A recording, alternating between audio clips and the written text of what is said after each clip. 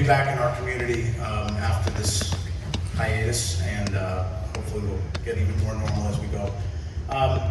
So today, we're going to start this panel off. I'm going to talk a little about who we all are. We're going to introduce the guests here who are part of this project. I'll tell you a little about me. I'm Dave Malikpour. I'm the owner of Professional Audio Design, Augspurger Monitoring Company, and Malikpour Design Partners. And we are a company that sells equipment, that designs studios, that makes some of the greatest monitors that I think exist. I am biased, I'm not gonna lie. I started my company with an idea of integrating between the user experience of what equipment had to be there, the spacing to get things done, and having a team of people who could take a project from beginning to end. And so we have a turnkey approach, but sometimes people know us for just some speakers, some people know us for acoustic treatments, some people buy a piece of equipment from us, and in our highest projects, we get to do all of the above. I've got a group of people here who are all involved in the project of Dawg Entertainment. Top is a leading company in hip-hop and urban music and other genres today. Basically we're going to uncover and sort of break down the process from concept to completion of the project and show you some of the inner workings and hear from the people who helped make that all happen.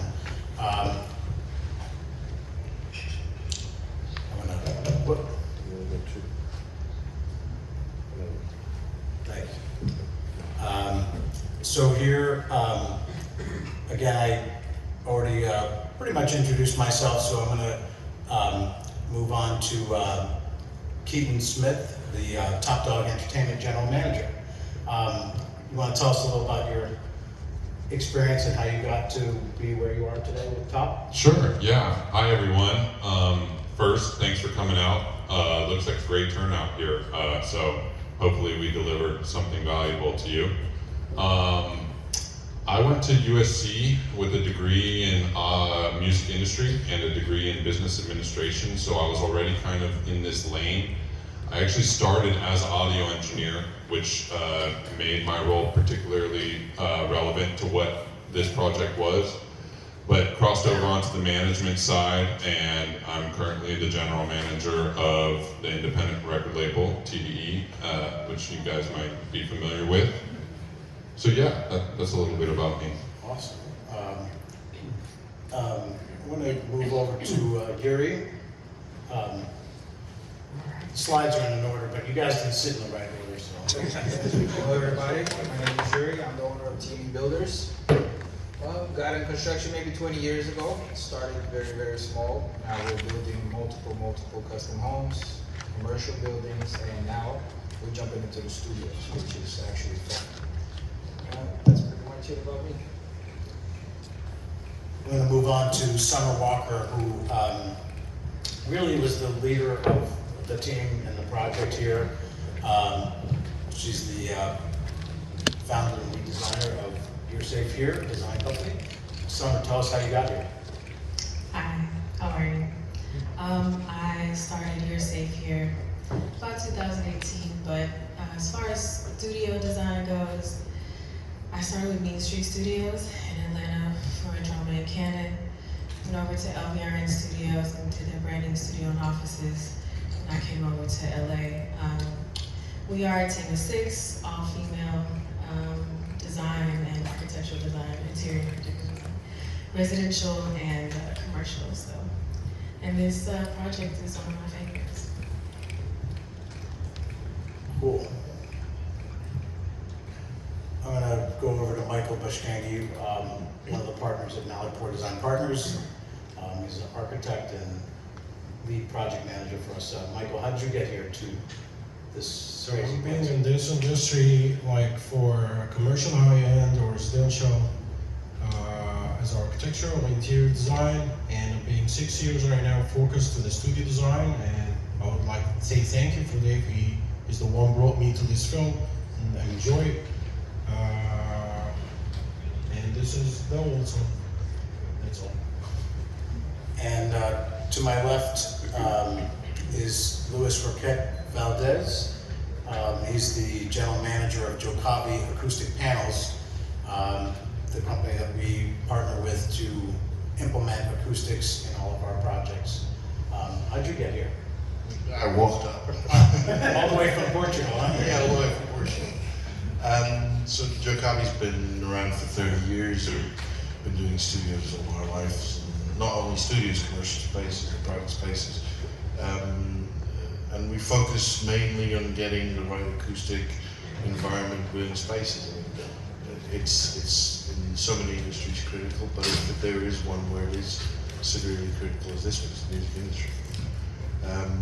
And I joined because my friend called me he needed help. And I joined a few years ago, and then we met Dave about 5 years ago, something like that. We met at a Namm show. Yeah. What a miraculous meetup. Yeah, It was actually the summer Namm show, so we actually had time to talk to people. And we never stopped working together since. I mean, it's been a really good run. So far, so good. It's getting better. So what we're looking to do is to kind of delve in a little deeper from,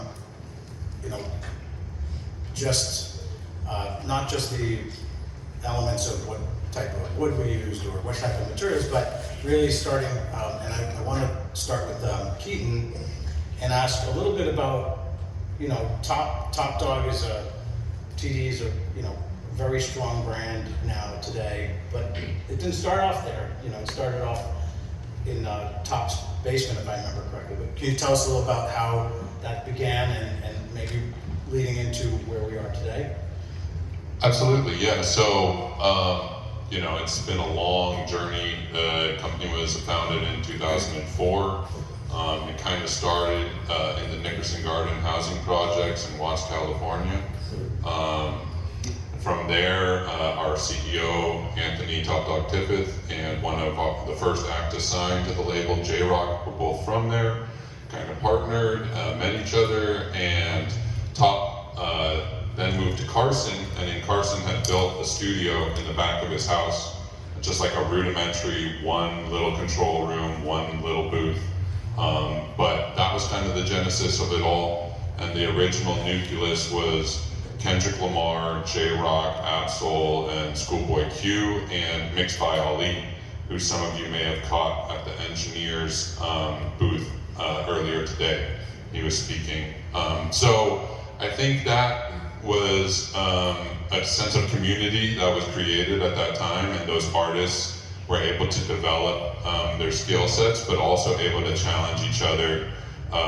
Maybe one artist would perform a verse on a song, and it would inspire another artist, like, oh, I gotta go back in and change up my shit because this is way harder, So I think that was the energy that we brought to this new project. Since then, we've signed, we have 12 artists on the label now. We've expanded.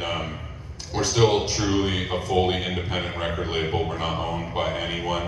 We have different artists that have partnership deals at different major labels. But yeah, one of the biggest, if not the biggest independent record labels in the world, biggest black-owned record label in the world. So in coming to our new facility, we have a new facility that has office space in it, video production, editing space in it. We're trying to build out a recording space as well for the artists. The idea was to create a space that kind of harkened back to those days in the Carson studio where the artists would be able to push each other to grow, to learn from each other, and to develop. Because that's one of the biggest underrated elements of a record label is artist development. You kind of think the label's just gonna write a check or put the music out, but where the value add really is in the artist development. That's an amazing encapsulation of that fairly significant amount of time and all these incredible artists that have really driven music today in many ways. I mean, Kendrick Lamar coming out of that, and I've followed his own, his career since the beginning.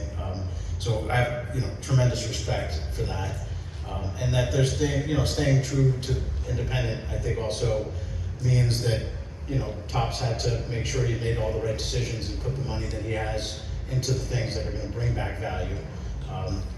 When I saw the buildings for the first time, I thought this is a really cool spot, because you guys could create a compound there with multiple buildings and a little mini campus. And so it's a really, I think, a unique building project from that standpoint. Summer, you know, you tapped into me and said, hey, I have this project. That's how I came into it. You know, hearing from and knowing where Top came from, you know, how did that influence the design process, and you know, what were the things that you were going for in there? We are showing a couple of renderings above of sort of the early stages of the development wall.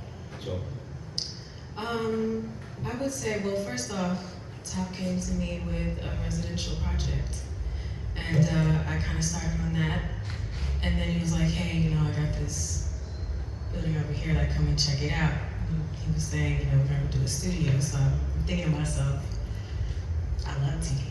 Like, what do I do? You know, like, where do I go with this? But to be honest, and I don't know, this might be kind of funny, but I kind of think of Top as like Batman. So like, I'm thinking of like cave, dark, you know, moody, and what you guys are gonna see is basically what kind of came out of it. What I do love about Top is that he really just trusted in the vision that I had. There was not really a creative direction. He just kind of was like, hey, come up with something and let it be impressive. And I think that's what happened. You did that for sure. Oh shit. yeah, I was struck, you know, I mean, the project, when we get into it, there's some things that you had in your vision that were both exciting and challenging. You know, the idea of the bat cave was, you know, one of the first things you said to me. I was like, oh, that would be pretty sick. You know, I don't know how we're gonna do that, but and I think we captured some of those elements and then went beyond those elements. What do you think the biggest challenges were, Summer? I would say, in the room, I really wanted stone, like cave stone. I came to you and they were kind of like, all right, like, where do we find this? We just happened to find it. Where did it come from? Well, it's a little more deep than that, because, you know, when in designing a room, Summer's vision, which we'll see a little, let's see if we can get to some of that, was to have the back of the room, instead of a diffuser, to have this giant rock wall. It's got a mind of its own here for some reason.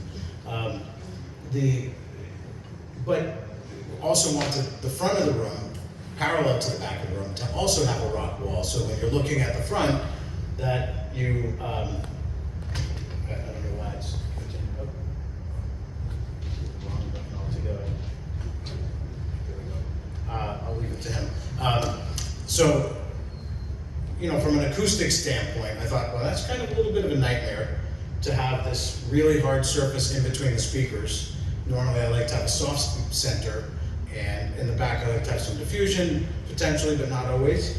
And rock is not necessarily an easy material to work with from a, you know, if we're gonna grout it into the front wall and then our big Augspurger systems hit a couple bass notes, I was worried about rocks, you know, falling rock zone.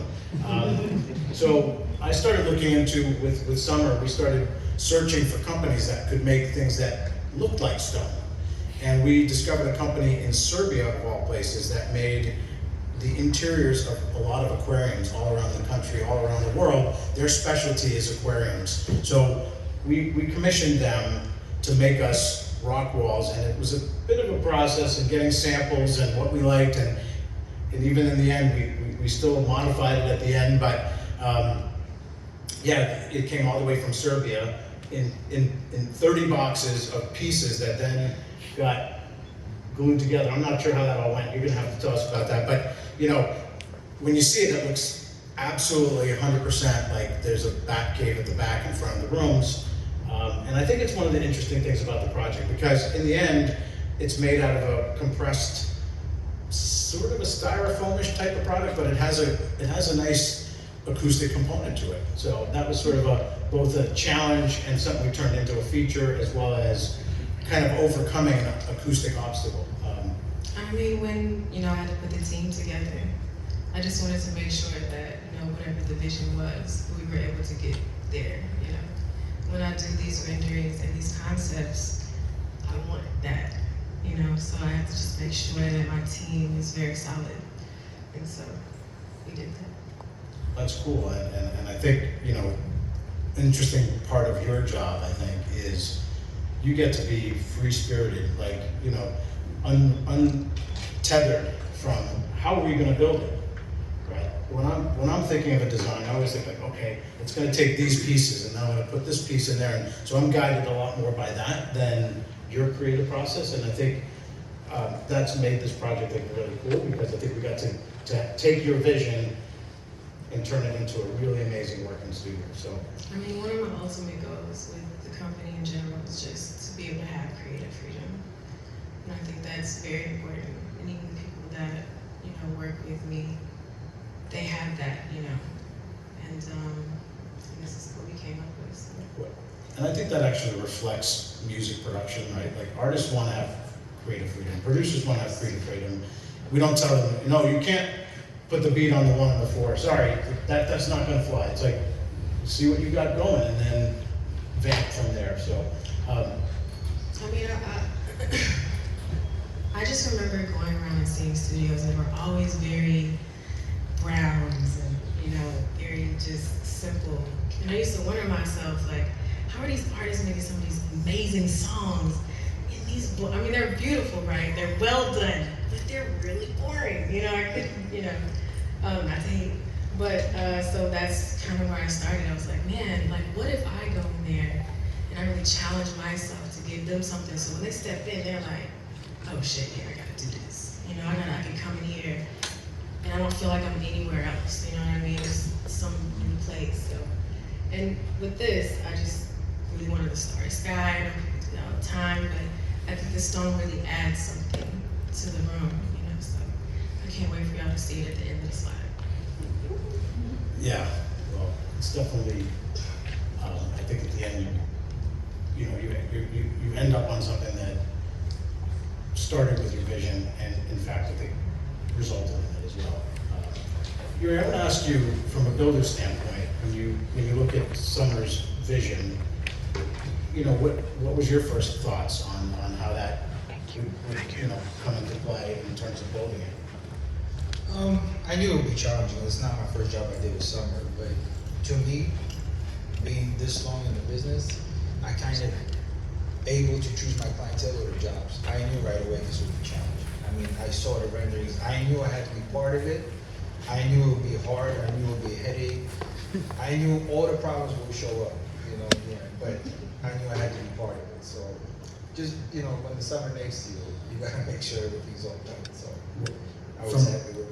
From my standpoint, I've worked with a lot of builders, and the thing I enjoyed was that your willingness to approach each obstacle as a challenge that we wanted to get by and not complain about, and figure out, solutions. And I think studio projects are often filled with navigational challenges. And today, we built this in the middle of the pandemic. We just completed it about 4 weeks ago.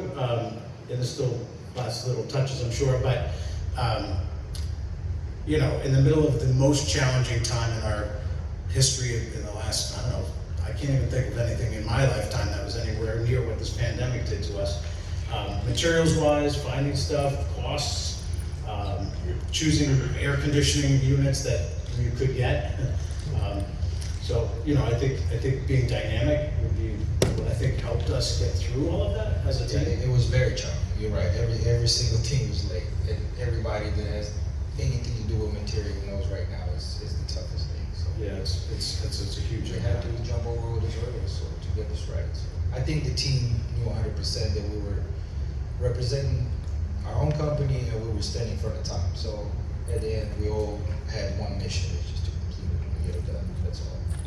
Yeah, I definitely would say that. Michael, on a taking Summer's vision, which was beautiful on screen, and thinking like, how are we gonna accomplish this? Some of the stuff is okay. We know how to put a door in a room, and we know how to build a wall, and so So we started by taking a look at the building, which I think had some challenges already. This was like a 1920s, 1930s built. Was there even much of a building there? No, I mean, once we were done, it was just a show. Everything else had. Yeah, we gutted the Although entire. we tried to save some things, but at the end, when we sat down and looked at the plans, it was just a better start off. So, One of the things I remember that you guys had to work out was that there was a need to change the structure to hold up the roof so that we could get the 2 control rooms to, to fit into the building. It's not a huge building, but we wanted to have 2 rooms. I think that was one of the mission that, when Top chose this particular building, there's, I think 4 buildings or 5 buildings in the compound?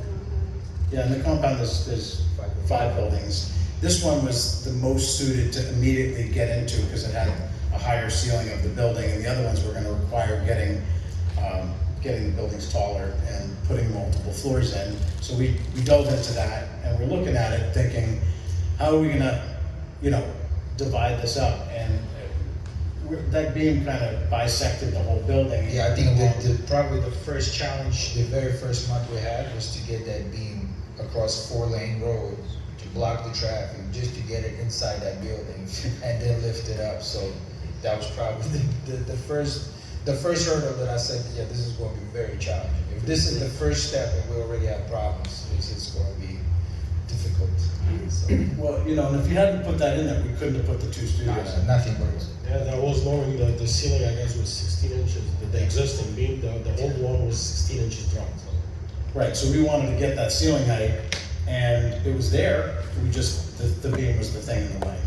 Yeah, 100%. And do we use wood or steel for that? Steel, I-beam. So it was an I-beam, that's what I thought. So this is a picture of like what the building was before we took it apart. So it had been an office, a law office or something like that. And then we moved to open up the front windows. You see this glass there, that was one of the first thoughts, was we kind of going through a couple different, how could we chop it up differently? We ended up in a slightly different configuration than this. Originally we wanted to have 2 booths, and then we realized by adding that second booth, we were going to be sort of challenged, right? I mean, it was like every room would then be a lot smaller. And so we had to kind of rethink the floor plan. And at first, when we looked at it on paper, you look at that and you're like, oh yeah, that should work great. Until you realize the room is actually like only 170 square feet for the control room, and that was before the acoustic treatment. So typically when you're building a studio, I think one of the big challenges, I mean, how thick were those walls in the end? 14 inches. Before treatment. Before the treatment, and the treatment's another, what, 6 Another inches? 4 inches each side, so, and we do have like 1 inch for fabric track. So yeah, almost 24 each. So you're getting 14 plus 10, so 24, yeah. 24. Yeah, so, we're looking at this building, and at first I was like, yeah, this is a good sized space. And then when we started implementing the wall systems, and we suddenly like, Summer, I remember you were like, wait a minute, these rooms are teeny, and I proposed that we ended up with 1 booth. And a lot because also in talking to Top's team, I forget the engineer's name that we were talking to at that time, but he said like, well, we cut the vocals in the control room. We don't even need a booth. And so there was almost a moment where it was like, well, maybe just 2 bigger control rooms, not any booth. And then it was like, well, if we have 1 booth, I think we ended up, being able to implement that.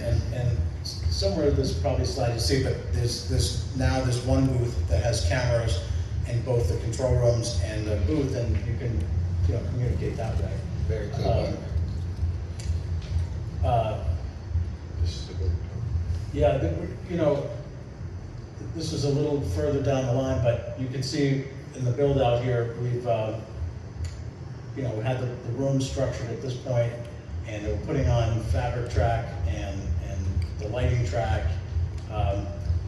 In implementing these kinds of projects, Michael, one of the questions I have is about the details of trying to get everything to fit into that space.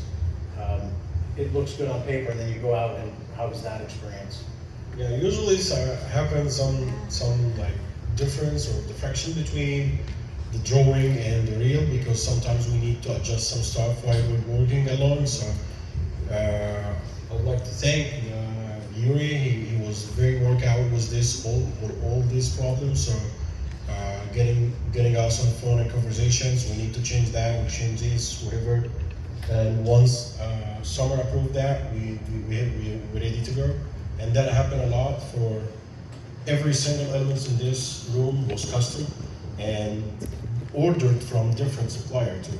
So if they ordered from one supplier, that he can handle all of that, but the starlight is from one, and the treatment from here, and the furniture from someone else. So everything, we put it on the blueprint, but 1 inch can make a big difference on this. Yeah, I mean, there's a couple of interesting things that we also ran into. One of the things was that the power at the place was kind of from the 1930s or something like that, and you know, if you're trying to run a recording studio, noise in your recording would, you know, be a real downer. So I recommend that we use the Ecotech balanced power system. And you know, again, another thing that sounds great in theory, and you're going to do that. And I was like, where are we going to put that? And you know, when we were laying out the building, I think at first we didn't have that little utility room, and we had to kind of readjust the whole entire design to create a place that we could put the electrical panels, the communications and security and camera feeds. And so we created a miniature machine room for all intents and purposes. That's the only way to get to it is from the outside of the building. So you can't even get to it from the inside of the building due to the size of the spacing. So something has to tell you. So we do have a good design. We do have a good big team running behind the project, so we can handle like 10, 15 projects at the time. So we have like weekly meeting for all this project and daily meeting for all the top down. So that was the situation for being like the 3-4 months for over this construction process. We have almost daily meeting with Dave, Yuri, Summer to get this done perfectly, and the other all project can handle because they are normally processed, but in this project, individually has a lot of challenges. So, but we got it done here. I think one of the other things that we recognized, I mean, do you remember we were standing in the room, one of the first days we were there, and some siren fire truck ran by the building. This happens to be on a spot, I can't disclose the location, but it's literally right on a main street where trucks and buses and I think there's a bus stop right up the street, and there was construction across the street. And you remember how we were like feeling that in the building itself? I think at first, but you know, having a builder like Yuri, I mean, who's worked on extremely dope projects, with The Weekend being one of my favorites. I really, you know, at the end of the day, I had no doubt. I think the doubt that I had was that the building was so small, and we had this one hallway running. How wide is the hallway? It was less than 3 feet. Less than 3 feet. And they're like, hey, hi, we don't want that room spilling into that room, you know? So it was, I honestly felt like we were all very nervous until the speakers got in there. Not nervous at first, a little less nervous during, but as soon as the speakers were there and we played and it was great, we were like, cool, go grab top. So. Well, yeah, and I think that the spacing of the project was one of the challenges to get those 2 rooms to fit. In the end, I think we're just about 3 feet, whatever the minimum code is, it just meets it. But we have 2 control rooms, each with double 15, double 18 Augspurger main monitors in that. And anybody who's experienced those know they're not gentle. And so, you know, we implemented an isolation system from Studio Float to IsoWrap, which basically decouples all of the framing and the flooring. And so the whole entire project, what happened was the flooring went in first after the place was gutted, and we put a multi-layer floor system in, sitting on those IsoWraps, which is sort of like a little footer that you put out every 16 inches, and they're silicone based, so they decouple the inner layer and the structural layer. And as soon as that floor was in, I noticed the next time I was there, when the floor was down, that I couldn't feel the trucks rumbling by, because that was, you know, Summer's concern, I think, was still the number one concern, is how are these two control rooms going to operate right next to each other and not interfere? But I also was worried about a siren going by and getting into the microphone, or a truck rumble. You know, if you get certain things into your microphones, it's very hard to get them out. With, you know, you have this great A1 performance, and now suddenly, woo, woo, like, no one wants that. So I was thinking about those things. I was thinking about the interaction between the rooms. You know, from a structural standpoint, I know you also had to reinforce a lot of things that were there because of the age of the building, because of the way it was built in the first place. Probably never was designed to ever be a recording studio in the first place. I guess in terms of that isolation, just to talk a little about that, I don't know if we have a good slide of the isolation system. You know, the building, basically we ended up using the existing joists of the building so we could keep that height and get all the way out there, and we were able to attach the ISO rafts to those rafters and then build the ceiling to that. So we had a floating ceiling, floating floor, and then it was a matter of connecting the top and the bottom. In terms of how that affects the building process, I mean, was that a lot of extra time, Yuri? It was triple amount of time, triple. As soon as we opened up the building, everything was just bones. I knew we had a problem. Besides the beam, besides the structure, besides the concrete pad, but again, the test was there. You know, it has iso-rest. We created a shell within the shell, basically. You know, so that helped hugely. I was really worried about the street outside, about the hallway being too small. I built studios before, and then the sound leak, no matter what you did. So to have two studios with this amount of speaker power, it was really worrisome. I worried till the day the top walked in there and listened to something and said we did. That was very. It was a hard project. I'm not gonna lie. So While I was confident, I was also I was very confident. I'm always confident, but you know, I was always worried about the sound. Top is a very good motivator, for sure. He's very good. Well, he's an inspiring guy too. You know, to see someone hit that level of success on his own, and it obviously came from having a high expectation and having people perform to that. Right? I'd say that was one of the challenges too, like the timeline of what Top wanted and the reality of the building conditions and the material conditions and the complexities of an old building. We couldn't cut any corners whatsoever in the studio. It's even I took heat probably daily from Top, being that you gotta move.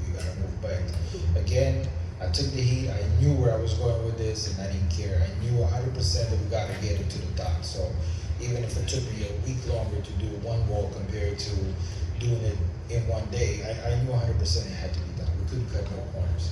It was very important. And as Dave mentioned, there's 5 buildings on the property, and we do have plans to build bigger studios, like large control rooms, like kind of really flesh it out. But you know, those are going to be a longer process and take more time and attention, and we want to do those really right. So I think that's why the emphasis was on taking this particular building, squeezing 2 rooms into it. That way we would have 2 up and running studios in as quick of amount of time as possible, so we could be using those while the construction was initiated on the other buildings. So I think that was the explanation behind why it was so important to put 2 rooms in, and why there was an emphasis on getting these rooms up and running, because then it would take a little pressure off the future build that we have in mind as well. That's a good point, but it also didn't take any of the stress away from, you know, the reality of it was never going to be fast enough no matter what we did. And then when we opened the building up, it's like, okay, wait a minute, we just found a lot more work. Luis, you know, from your standpoint, you work, Joe Copy's based in Portugal and supplies projects all over the world. I mean, is that a common thread you hear from people, that they want it faster? When do you want it? Yesterday. Yeah. That's the common thing. Do you think some of the challenges we're talking about, from seeing all these different design projects and all these different types of projects, I mean, how do you see that fitting into our ecosystem of how we brought this together? Well, I think it happened really well for me. I mean, it took some time to get the measurements right, I mean, if you look at these slides, you can see that each of those pockets has a panel in there, and we had to get this right, and Michael did an excellent job of getting those measurements right and getting the positions right. And each of those panels has a particular tuning to it. We had the bass traps in the corner, we had the mid-range, we had bass traps on the ceiling as well that we ended up putting. But all of this needed to be very carefully calculated and studied, so we were sure that we were delivering the best project that we could. And I have to say, Michael did an excellent job of that. I mean, juggling the whole thing between the light track, the fabric track, the panels going in, having the structure in proper condition so it could be properly isolated. That was amazing. It happens a lot in other projects where this doesn't happen, where the people call us and they say, I want 50 of these panels and 30 of these, and when they get to job, they don't fit because they didn't do it right, and when they have to cut corners and they have to do things, it's common. I mean, there's a lot of different situations out there. We do big halls, big concert halls, and small office spaces. There's all sorts of issues. From an acoustic standpoint, I get that. Yeah. You know, this picture is a good picture for a couple discussion points. So, I work with Trucavi because we use a predictive modeling based approach. So we want to know what it's going to sound like. And, you know, if it looked as good as Summer's original concept in the end and it sounded like crap, we would have failed. If it looked great and leaked, we would have been upset. And the approach of using predictive modeling, you know, I like the rendering process because I look at that as predictive modeling for your eyes.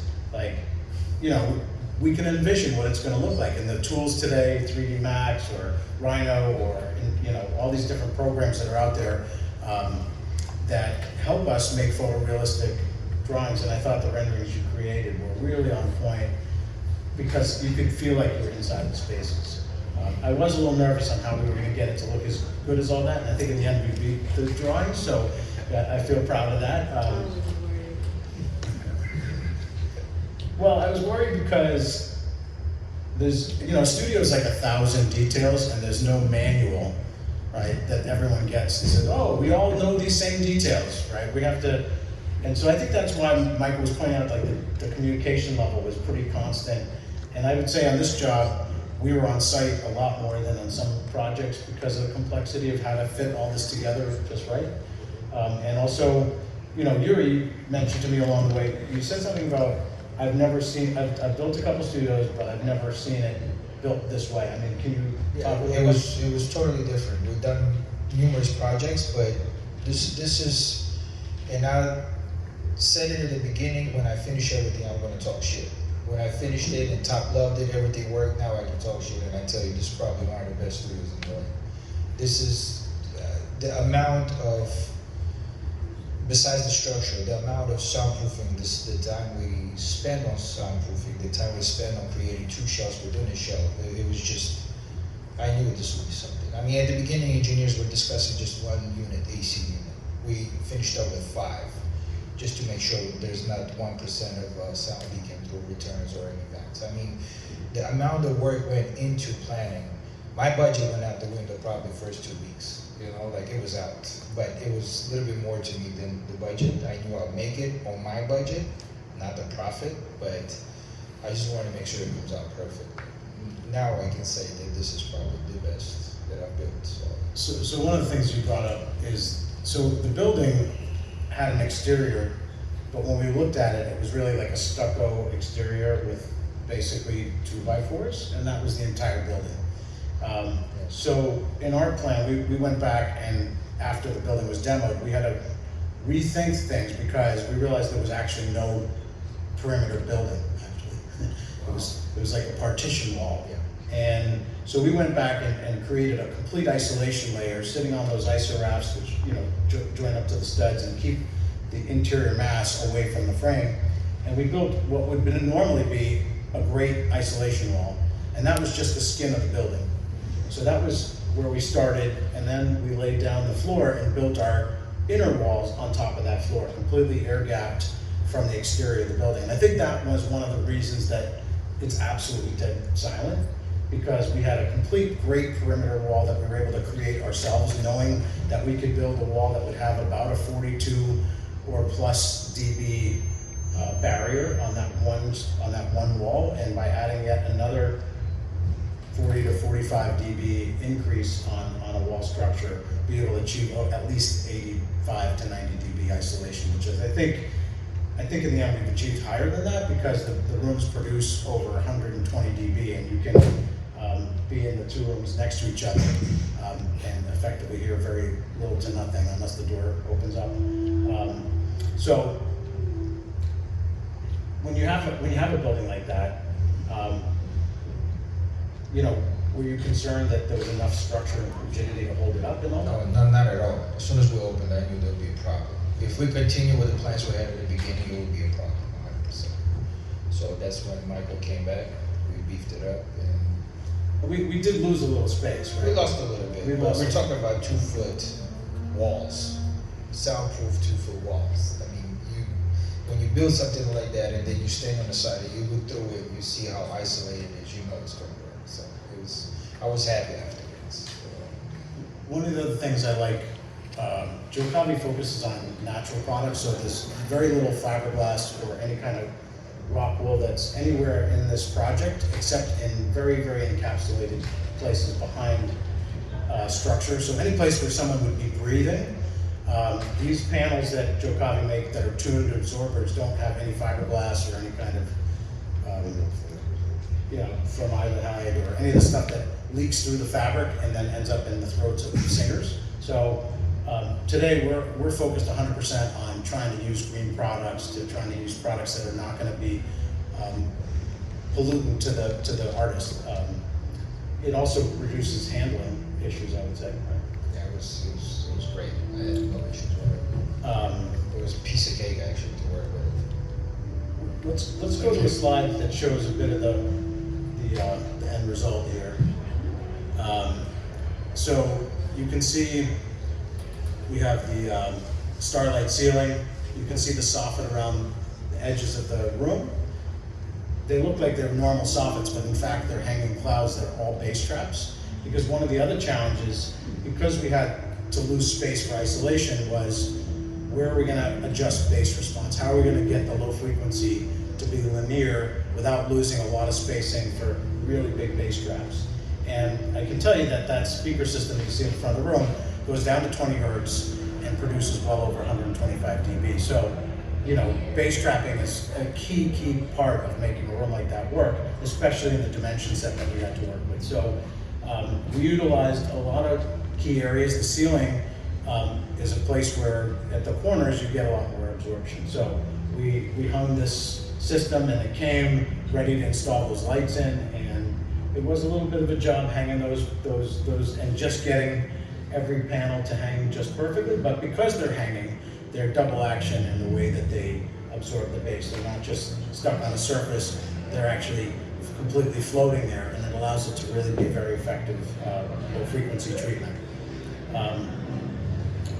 Any challenges you think came up in the planning from the acoustic modeling side?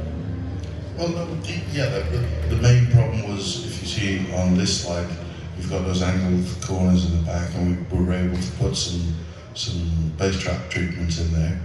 But then we had exactly that problem that you were talking about. We didn't have enough surface. I mean, Michael set me a really strict measurement of depth that I could use on the wall, and I was like, I can't fit panels in there, let's find something. And eventually we came up with the idea of putting the bass traps, which are a lot deeper than the normal panels that we use on the wall, on the ceiling, and it worked out really well. Yeah, so maybe they're 8 inches deep, I think, or maybe more. Yeah. And if we had to take 8 inches out of the room on the walls or the sides, On either side, yeah. someone would have been yelling at me, At least that. and Top would have not been happy. Yeah. That's true.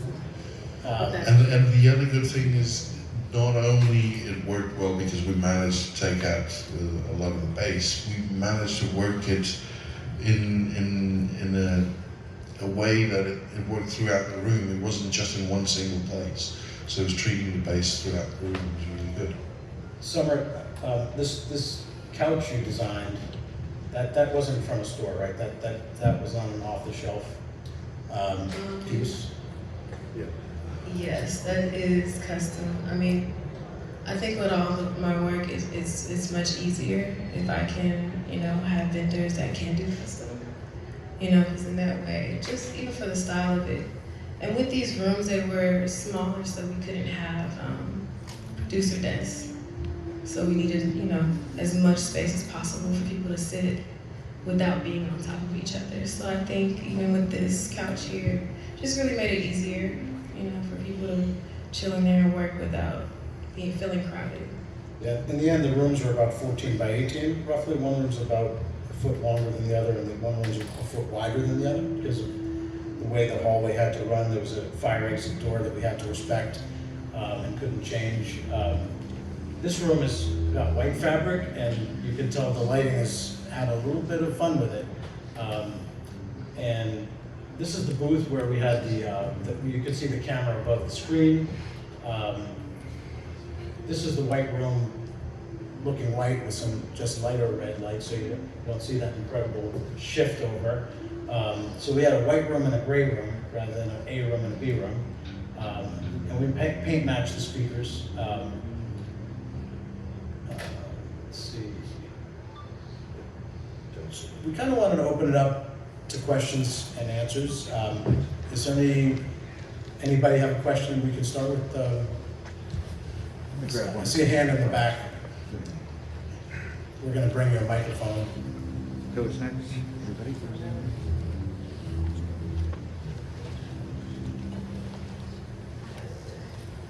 How you doing? My name's FaZe. I'm currently kind of doubling between Summer's role and an engineer's role with the studio that's being built here in Coldwater Canyon under a company called Venice Music. And I was asked to listen specifically to Summer for this build by our company. Specifically, my question for you is, working with the design and the aesthetic being such an important part of the build, but simultaneously trying to make sure that things like isolation and functionality are just as high level.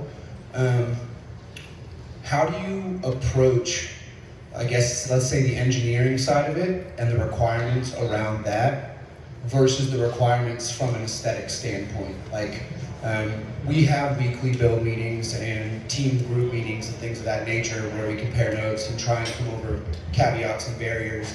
But there is always, I find that there's always a point where we end up debating what's more important, the functionality and the use of the studio and the aesthetic, and finding that middle area where both sides are fulfilled.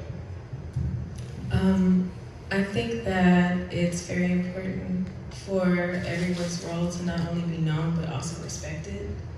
When I first came with this design, not all of it was correct, from an acoustic standpoint. But when I put the team together, that's why having Dave there, saying, hey, okay, you can have this, but you might have to change this, and having the builder and having Yuri there. So I definitely feel like when you stay in your lane and have other people that do as well, you end up finding that middle ground. So I don't really get too much on their side, kind of stay in my shit. Thank you.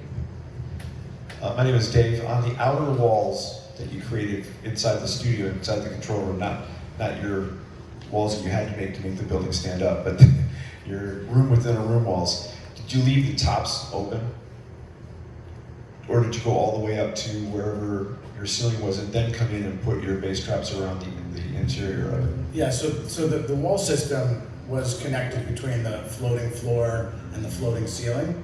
Okay. So those two things were connected, but understand that the ceiling part was also floating and the floor was floating. So by connecting them, we weren't breaking any kind of connection to the structure. And the whole concept of the Studio Float ISO wraps is to float the entire structure on that silicone so that Right. it can, take all of the, it can part of the absorption as well of sound transmission and keep as much sound in the room as possible. Yeah, because my question is, I'm limited in my space as well, and so, the question I have is, if you build your room within a room, right, and you make it that floating, can you use, not go all the way to the ceiling, but can you use the wall behind that as a base trap as well? I may not, if you're not worried about isolation, then having no lid on the room could possibly work. But I mean, if you have a height issue, I think I would treat it a little differently. I think in a height situation, I would take out the existing sheetrock and I would attach an isolator to the joist itself and put my new ceiling up on that. So that way I have exactly all the way to the joist and then just build up my system on that. And that would, I think every studio should really have a full, every surface be connected and create that box and, not leak out. And, one of the things about leakage is if we could hear it in the next room or in the vocal, like that's a clear and obvious one. But keeping the energy in the room also means that you don't leak bass out and that bass can stay in the room, or we're not losing energy and trying to drive our speaker system louder because it's also, maybe vibrating the building next door or our neighbor. Yeah, and one of the things I think you mentioned using the gap in between the box and the outside wall as a bass trap. Well, as a concept, as an idea, yes, it would work, but in practice it doesn't, because bass traps need to be tuned. We cannot. There's a lot of practices, a lot of people that use foam in corners and just create boxes with areas in them. You can do that, but you will not get an expected result. Okay? It's an experimental result, which might work. It might just work, but it might go horribly wrong. So that's something that we really couldn't afford anywhere to do in this project. And we made sure that everything's airtight and the box is sealed, and then the clouds are inside that box. And each of those pieces has a particular volumetric size, has a particular tuning in it, to make sure that it absorbs particular frequency range that we wanted to take care of in that room. Okay, thank you. Quick question, at what point in the project were all of the final audio, video, and control hardware gear specified, and then what challenge did you have to overcome in the space, such as you mentioned the main power? Were there other things that you had to deal with the trades or troubleshooting to make sure all of the gear actually worked once the construction was done, or modifying the construction to make sure that the gear was able to be used as intended? Well, so product design, handling the equipment portion and all the wiring, what we did in our side was to prepare everything at our shop. So everything was pre-wired, but there was a couple challenges because of the way we had to deal with the floor. So in some cases what we did is we ended up running some of the cabling in advance and bundled it up so that it would be easy to access after.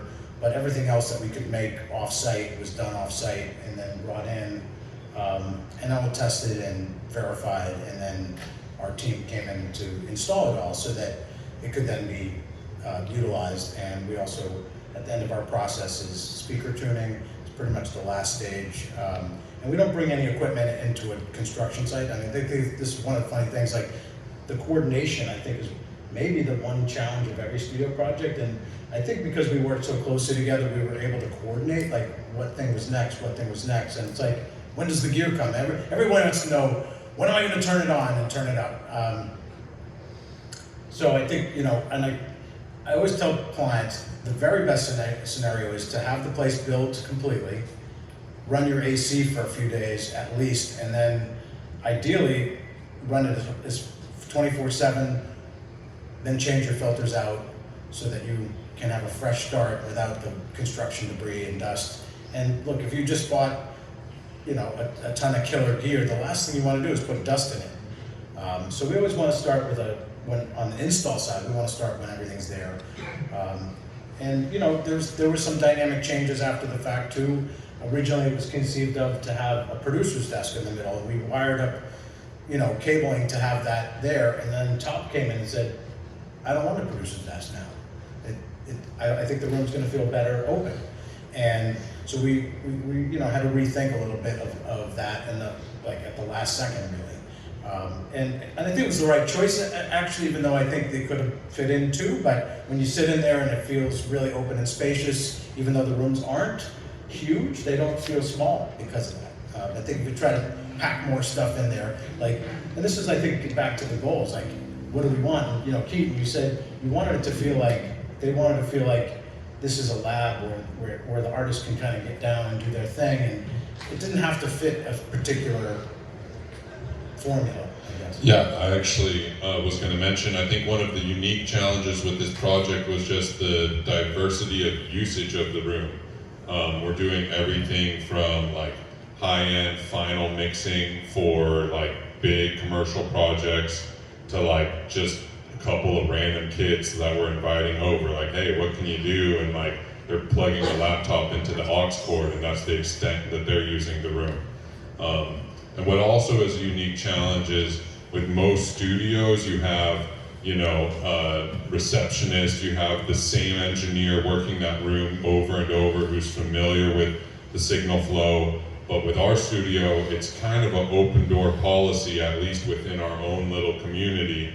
So it had to be functional for a novice user, but it also had to be functional for the highest end mixer, you know, that you can imagine. So yeah, I think that was unique in that it was going to be always different people coming in and out. It was going to always be different scales of projects we were addressing, and finding a room that was going to be able to meet all of those needs.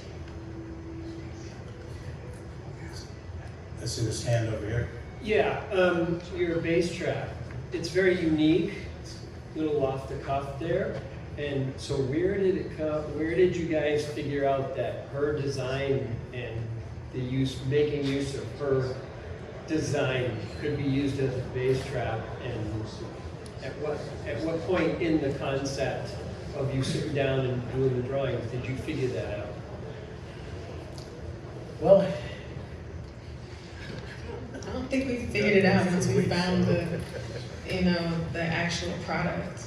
well, I'll answer that a different way. So what happened was, Joe Covey in the predictive model said, Dave, this isn't going to work. We're not going to have enough bass control, right? And we're looking at it, and I said, well, could we use, instead of building it, we were going to make a soffit, because that was the design. It was going to be there for the air conditioning. And we brought the air conditioning in another way and said, hey, why don't we use all the corners of the ceiling? And you know, corners is this great place where you can get more action out of your absorption. So then Joe Covey took that and said, oh, actually we can, and actually the length and the size of the chambers are part of the tuning of those traps. And they're mechanical traps. They're not just absorbers. They're actually trapping energy in there. And that's, I think, part of why the rooms work so well, actually, in the end, because there's a significant amount of trapping, yet it's completely out of your way. Does that answer? Yeah. And I think innovation is the key. Like, Yeah. we're trying to create an environment that's killer, right? And but at the same time, functional. So ergonomics and space loss, and look, every time you're designing a studio, you're losing space that you could, well, couldn't I use that for something else? I wish I had a little more room for something, but if it didn't have isolation and it didn't have acoustics, it wouldn't really be a great studio. So I saw another hand over there. Yes, could you elaborate on some of the concepts that went into making it accessible to beginners and to more experienced professionals? Yeah, absolutely. I think first off, having those big speakers in there allowed the flexibility to be mixing on giant Augspurgers like that, which provides like the clarity required for those final mixes, which we've never had our own studio with Augspurgers in it. So that was kind of how we met the high end. And then on the low end, I think part of the functionality of taking out those producer desks made it so it was more of a community feel in there. And also just the ease of use, the way we labeled all of the buttons, the way everything's set up so you just can plug the aux cord directly in. It really helped even the most beginner user just be able to sit down and be familiar with the space. It kind of mimics what a bedroom might feel like, but then also has the desk and the speakers and all of the functionality of a high-level studio as well. I think one point on that too was that when we wire up patch bays, we have a system that we use to how we lay things out. We were able to take that and make both rooms identical. So once a user could understand one room, and we have really nice paneling, everything's labeled really well, so someone could, oh, mic 1 goes in mic 1, and it's just very clear in that side of it. But I think on the speaker side, I think something that actually we talked about recently from a real life situation is that today's music, a lot is happening on a producer level, and the producer might be the most talented and creative person, but the least technical person, right? They've got a vibe, they've got a feeling, they're getting their groove on, and they want to feel it. And having a big speaker system that, honestly, they're hard to beat. They're hard to kill. I mean, that you can crank them, you can turn the knob all the way up, and they're not going to break.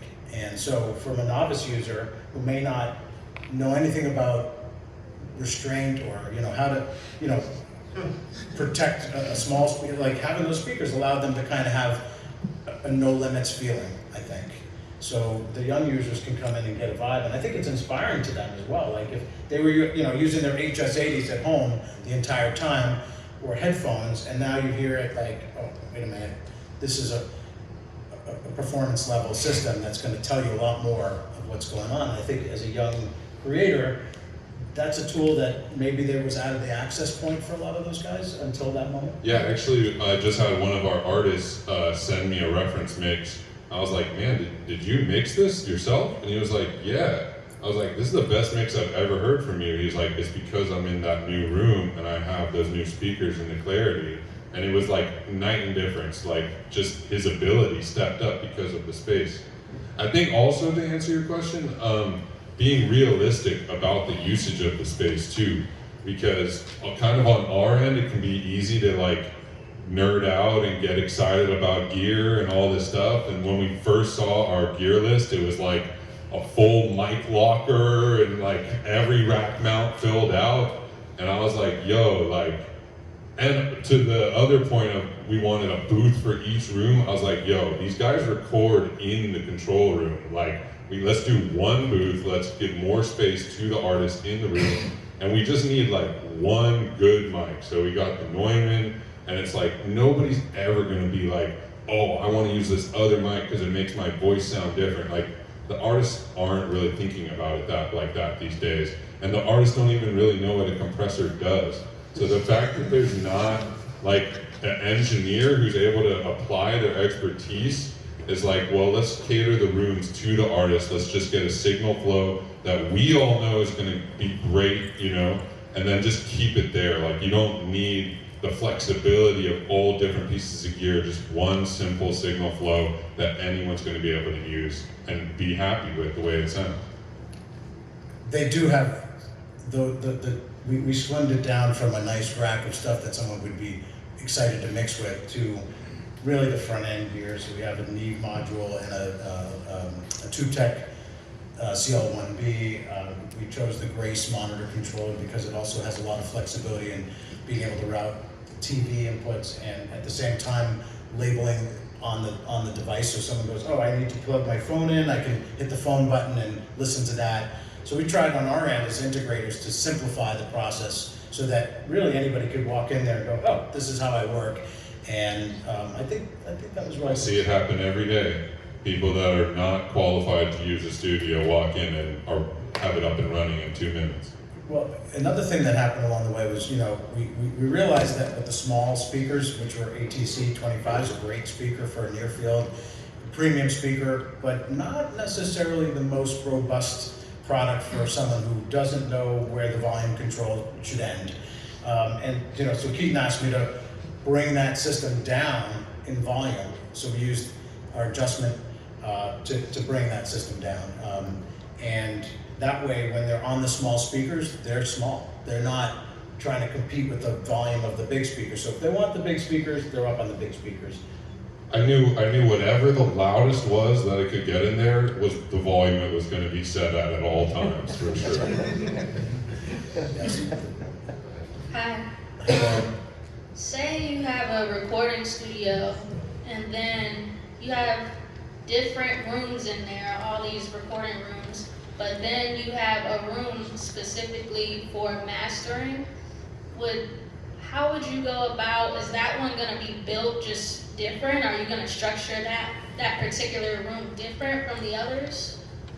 I think from a design standpoint, the first thing I would think about in a mastering suite would be optimum isolation, where it's very important to hear exactly what's in the music, not air conditioning or truck rumble or the other room next door. So I would really, especially like trying to tune the bass in a mastering session and hearing a little bass coming from the room next door might completely throw off your perception of what the low end is that you're trying to deal with. So I would want to make sure the isolation was great.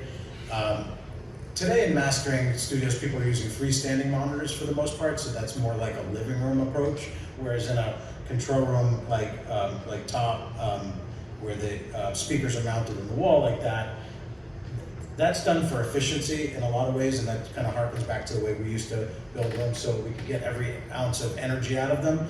Today with these speaker systems that we build, we could probably have them freestanding. We do a lot of freestanding versions of that, but for mastering, the benefit of having a freestanding system is you can have absolute control over the way that you position the speaker.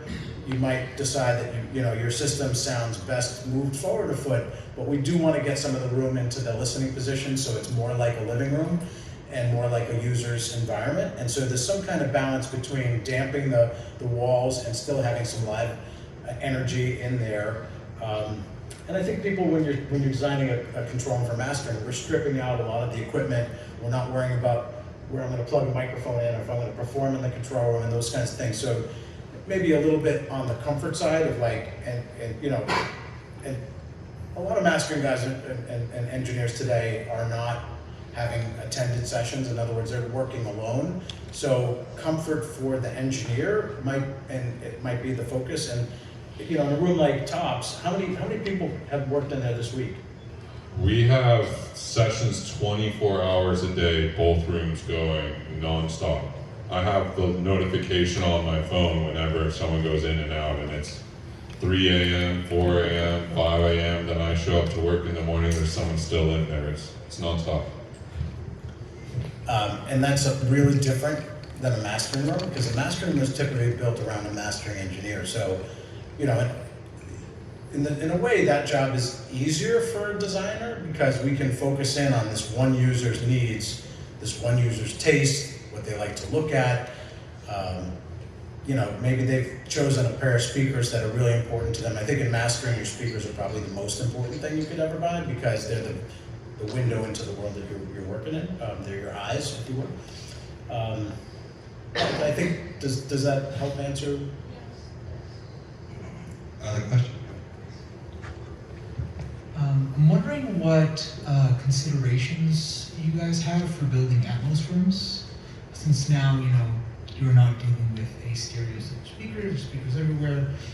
Any differences to your calculations, to your predictive modeling? How is that working in your field?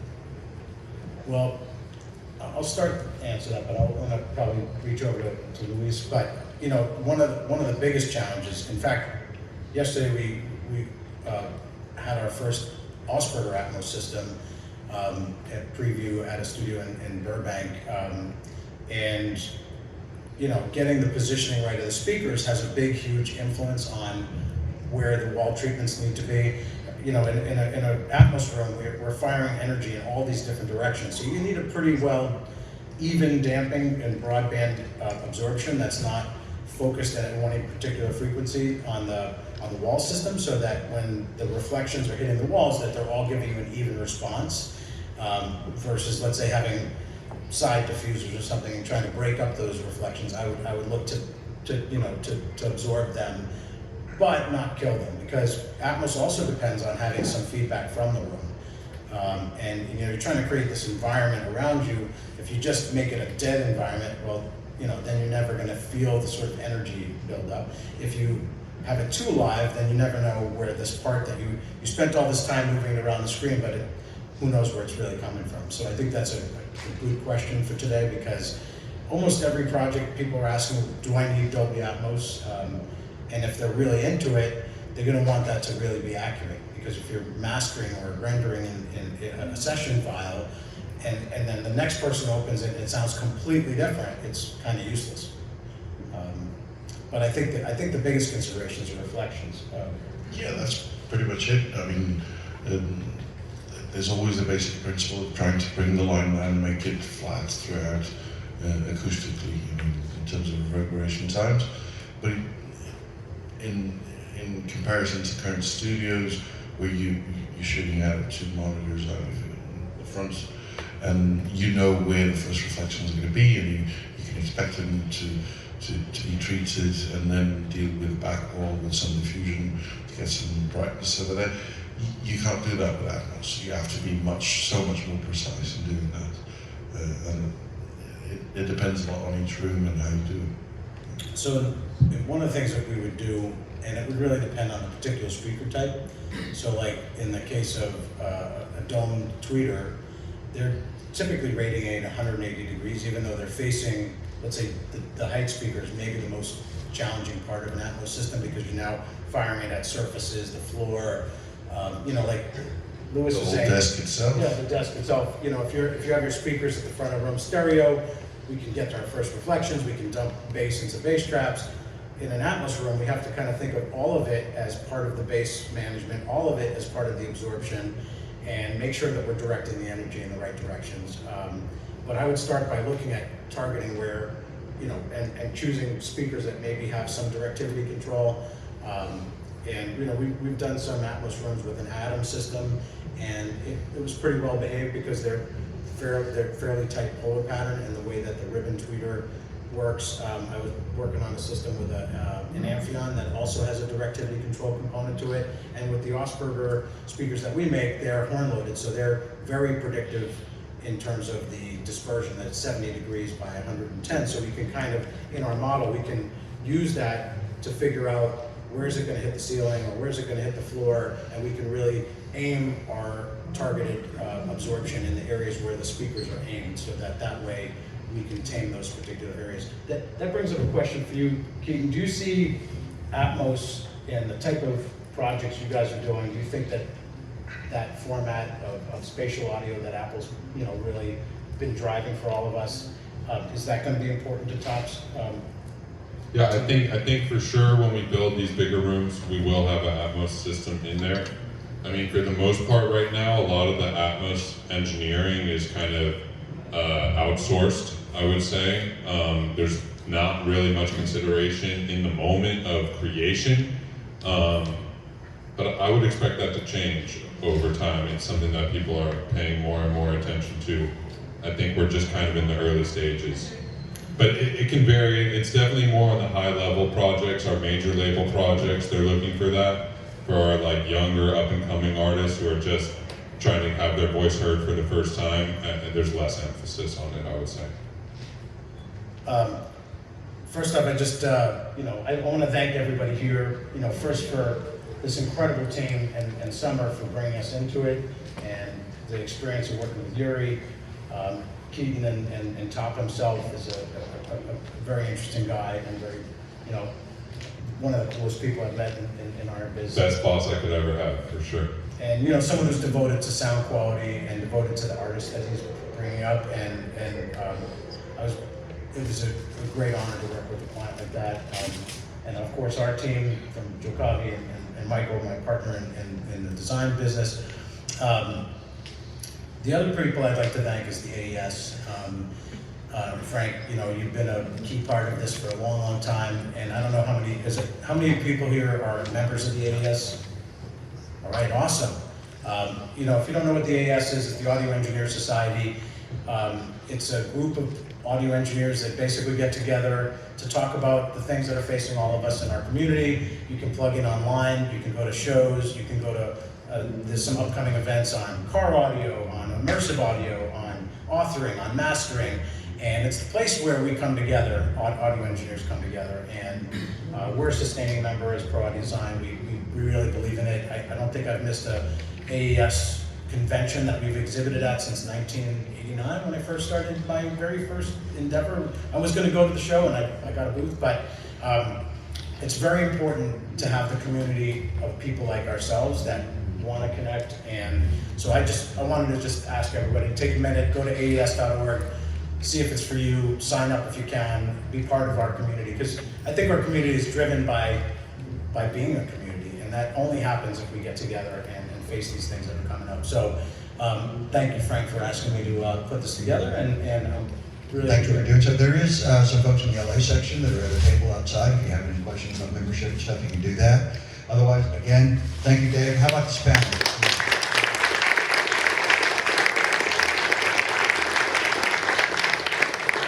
Great project, and thank you for the insights, and we'll reconvene at 10 in the morning. Thank you guys. Appreciate you taking the time.